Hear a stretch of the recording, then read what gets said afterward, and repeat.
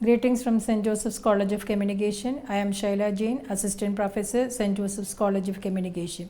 Today we are discussing parts of speech. It indicates how the word functions in meaning as well as grammatically within the sentence. Then we can discuss what is parts of speech. A parts of speech is group of words that are used in certain way. For example, run, jump and be are all used to describe actions or states. Therefore, they belong to the verb groups. In other words, all the words in English language are divided into 8 different categories. Each category has different roles or functions in a sentence. They are nouns, pronouns, verb, adverb, adjective, preposition, conjunction and interjection. Same word is used in several parts of speech. In English language, many words are used in more than one way. This means that a word can function as several different parts of speech. For example, in the sentence, I would like a drink. The word drink is a noun. However, in the sentence, they drink too much, the word drink is a verb. So, it all depends on the word's role in a sentence. Let us discuss noun. A noun is a word that names a person, a place or a thing.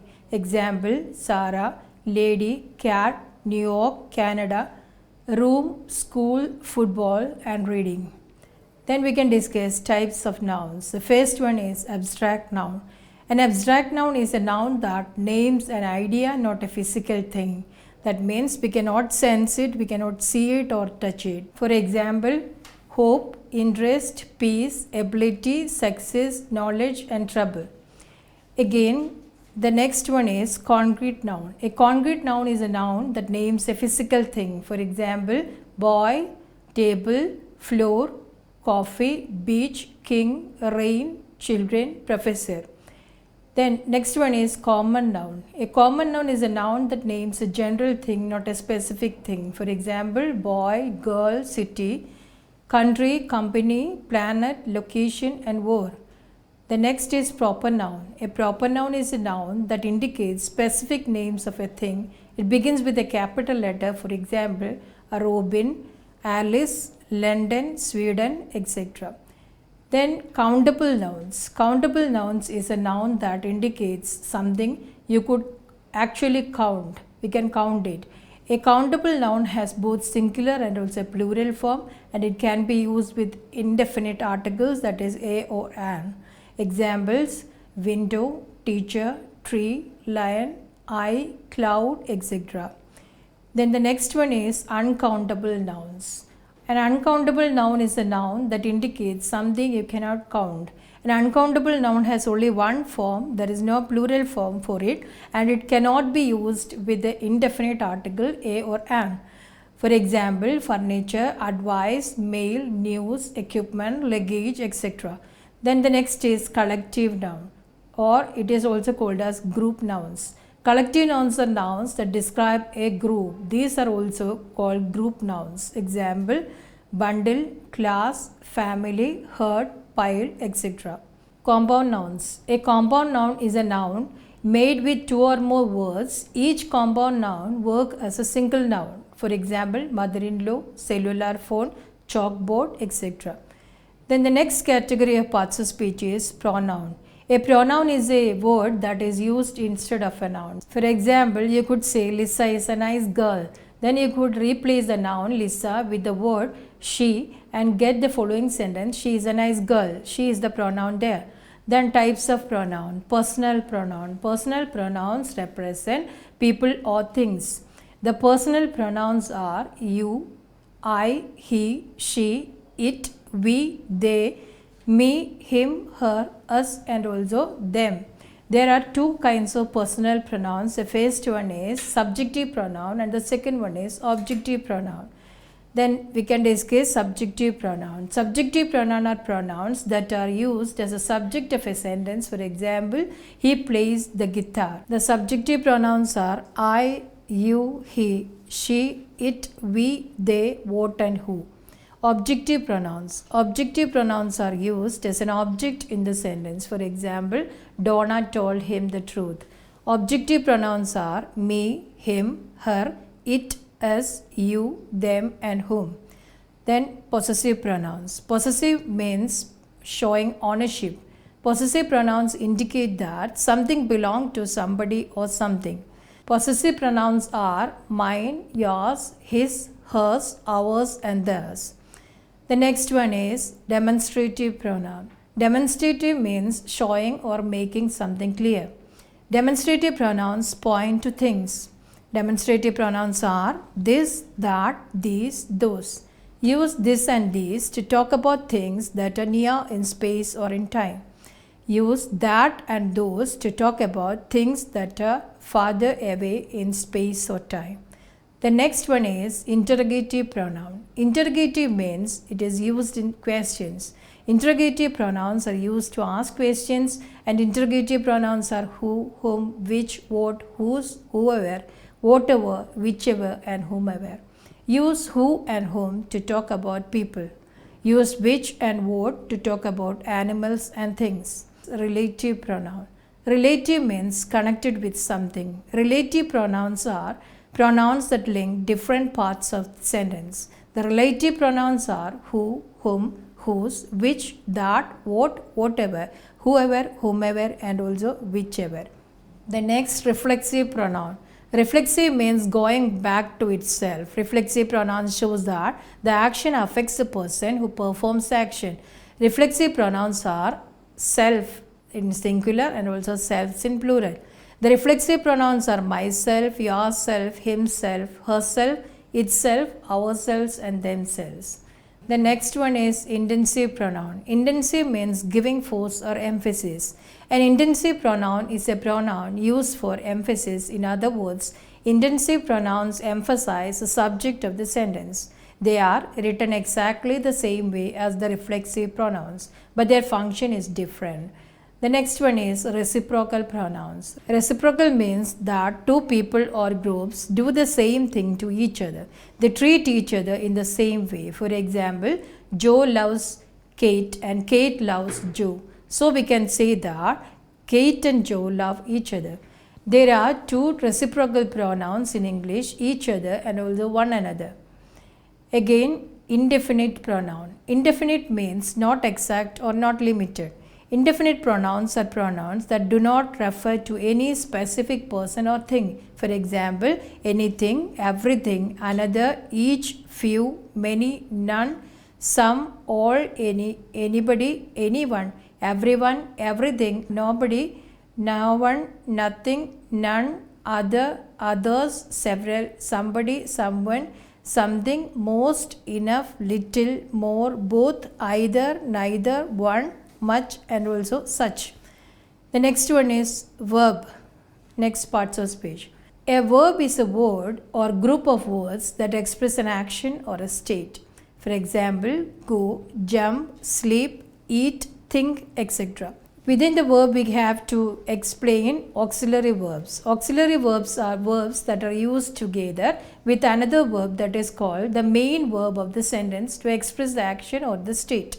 We can explain it main verb plus auxiliary verb that gives a complete idea.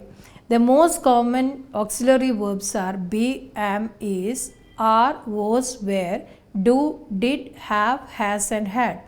Then compound verbs. A compound verb we can explain it as a compound verb is equal to auxiliary verb plus main verb. For example, was playing, has eaten, doesn't want, etc. Next one is stative verbs. Stative verbs are verbs that express a state rather than an action. For example, be, seem, love, on, want, sound, have, know and understand. Then dynamic verbs. Dynamic verbs are opposite of stative verbs. They express a real action. Example, jump, swim, catch, write, call, sleep, hit, open and also speak.